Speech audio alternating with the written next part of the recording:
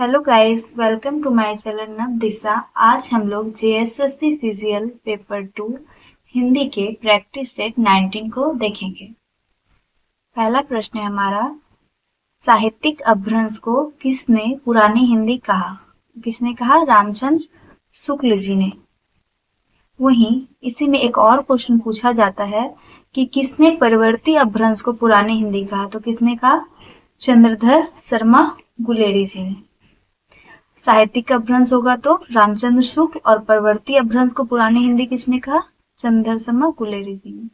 तीसरा प्रश्न है, हिंदी साहित्य सम्मेलन की स्थापना 1 मई 1910 ईस्वी को नागरी प्रचारणी सभा के तत्वाधान में किसके सभापतित्व में हुआ था? पहला सम्मेलन तो पंडित मदन मोहन मालवीय जी के। चौथा प्रश्न है, मिस्र का मिसरा करना भाषा परिवर्तन के किस कारण के अंतर्गत गिना जाएगा? तो ये लिपि की अपूर्णता के कारण। तुलसी जी ने काव्य प्रयोजन को क्या माना है? लोक मंगल माना है। छठा जो प्रश्न है हमारा, काव्य हेतु का क्या अभिप्राय है? काव्य का कारण। सातवां प्रश्न है, जिस छंद के पहले और तीसरे चरण में 13-13 मात्राएं होती है तथा दूसरे और चौथे चरण में 11-11 मात्राएं होती है, वो क्या कहलाता है? दोहा कहलाता है। दोहा का उल्टा क्या होता है? सोठा होता है। काव्य लक्षण का वास्तविक विकास भामा से माना जाता है, यह होता है। उनके अनुसार किसका सहभाव ही काव्य है? तो शब्द और अर्थ का सहभाव ही काव्य है, अर्थात शब्दार्थो सहितो काव्यम। नवा प्रश्न हमारा, इलियट ने साहित्य के प्रमुख कौन कौन से सिद्धांत प्रस्तुत किए हैं? तो परंपरा का सिद्धांत, वस्तुनिष्ठ सहसंबंध का सिद्धांत और निर्वैयक्तिकता का सिद्धांत। 10वां प्रश्न है, भाषा में लहजा यानी टोन का विशेष महत्व जिसका आधार संबंध न होकर भाव दशा है, यह विचार किसका है? तो ये रिचर्ड महाशय का है। 11वां जो हमारा प्रश्न है वो काव्य कुंज और काव्य विधि वाले भाग से है। तो 11वां प्रश्न है हमारा, हिंदी काव्य साहित्य में विद्यापति को अपनी किस काव्य कृति के लिए लोकप्रियता प्राप्त है? तो पदावली के लिए। इनकी दो और महत्वपूर्ण पुस्तक है, कृति ललिता और कृति पताका। 12वां प्रश्न है, कबीर के वाणियों का सबसे पुराना नमूना किस ग्रंथ में मिलता है? तो गुरु ग्रंथ साहिब में। 13वां प्रश्न है, नागरी प्रचारणी सभा द्वारा प्रकाशित हस्तलिखित पुस्तकों की विवरण तालिका में सूरदास के 16 ग्रंथों का उल्लेख है, उनमें से कौन से 3 प्रमुख ग्रंथ हैं? सूरसागर, सूरसारावली और साहित्य लहरी। 14वां प्रश्न है, तुलसीदास को बुद्ध के बाद लोगों का सबसे बड़ा नेता और आधुनिक समय का सबसे महान भारतीय लेखक तथा महाकाव्य रामचरितमानस को किसी भी युग के सबसे महान कवि के योग्य किसने कहा है? तो सर जॉन ग्रियर्सन ने।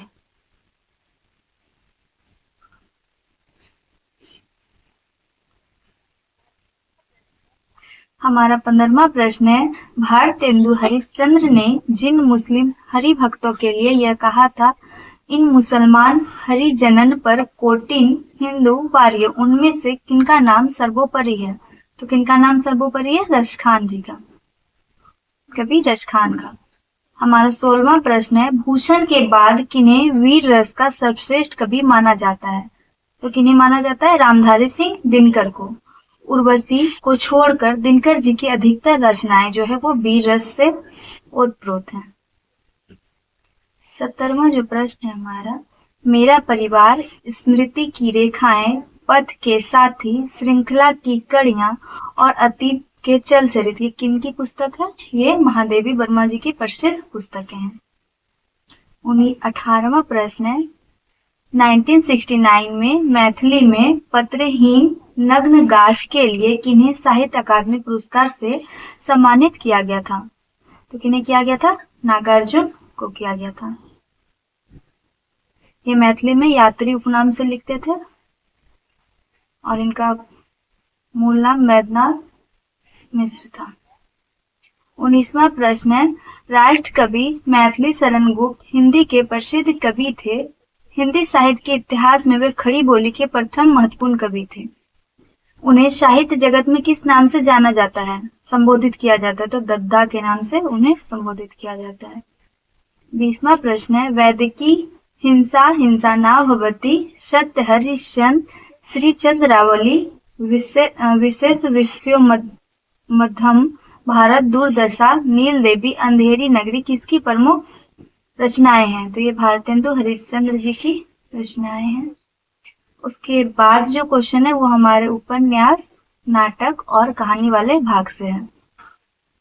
हमारा 21वां प्रश्न है, गोदान उपन्यास में झुनिया को घर में आश्रय देने पर गांव के भाग्य विधाताओं ने कितने रुपए का दंड और अनाज वसूल किया?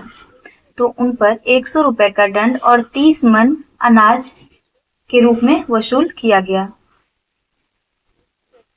22वां प्रश्न है, मैला आंचल उपन्यास में कमला डॉक्टर प्रशांत को क्या कहती है? मिट्टी का महादेव कहती है। 23वां प्रश्न हमारा, राग दरबारी उपन्यास में गांव की राजनीति के पीछे मास्टरमाइंड व स्थानीय कॉलेज का प्रबंधक कौन है? तो वैद्य जी है। 24वां प्रश्न है, मधुआ कहानी में राम जी ने शराबी को क्या दिया? तो सांड धरने वाली मशीन दिया। 25वां प्रश्न है, ठाकुर का कुआं कहानी में जोखू ने अंततः अपनी प्यास कैसे बुझाई? तो बदबूदार पानी को पीकर अपनी प्यास बुझाई।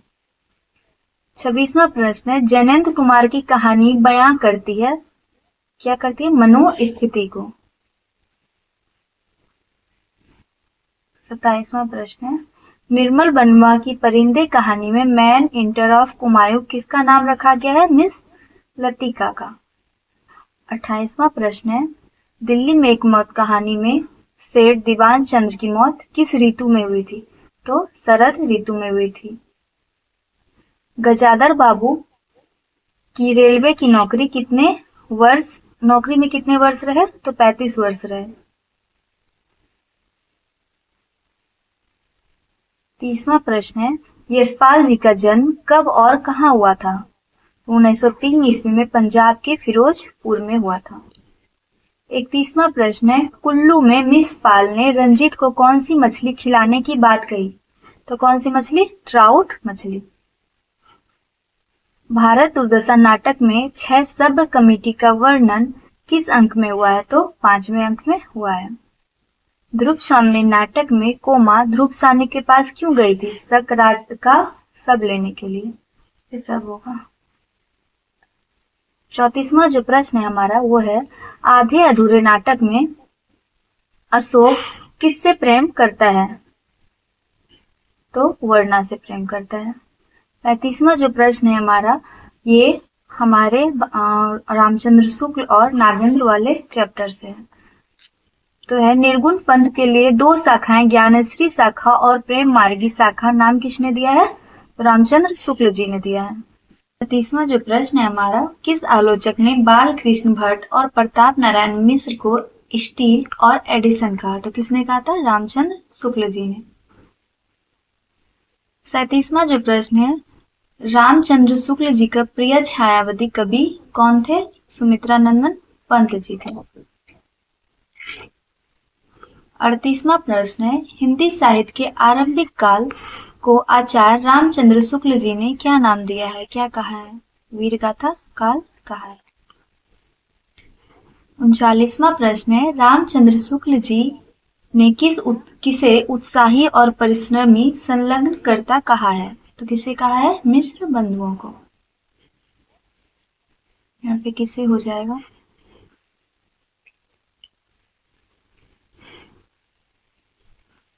चालीसवां जो प्रश्न है हमारा, आचार्य रामचंद्र शुक्ल ने किस कवि को हिंदी का प्रथम कवि माना है? तो किसे माना है? चंद्रवरदाई को माना है। 41वां प्रश्न है, शुक्ल जी ने किस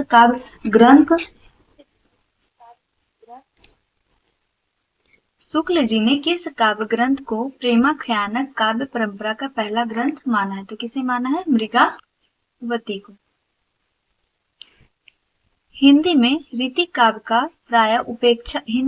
काव्य प्राय उपेक्षा का भागी रहा।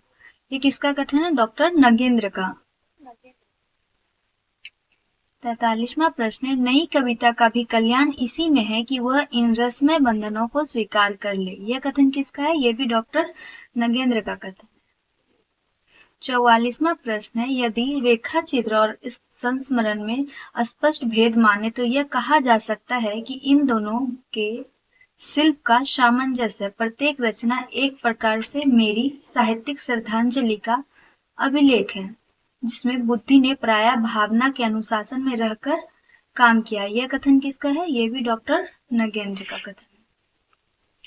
45वां प्रश्न है, कामायनी को मानव चेतना के विकास का महाकाव्य कहने वाले विद्वान है? डॉक्टर नगेंद्र। हर्षई दीर्घई च छ ज झ आदि का उच्चारण किससे होता है? तो तालव्य से होता है। हिंदी भाषा में कुल कितनी लिपियां हैं? 52 लिपियां हैं। य र ल व कौन सा व्यंजन है? तो यह अंतस्थ व्यंजन के अंतर्गत आता है। जिस समाज में पूर्व पद गौण और उत्तर पद प्रधान हो वो कौन सा समास कहलाता है? तत्पुरुष समास कहलाता है। 50वां और अंतिम प्रश्न है, इस वाक्य में दो या दो से अधिक स्वतंत्र उपवाक्य हो और योजक द्वारा जुड़े हों, उसे क्या कहते हैं हम लोग? संयुक्त वाक्य कहते हैं। Thank you guys. इससे संबंधित वीडियो हमारे टेलीग्राम ग्रुप में अपलोड कर दी जाएगी।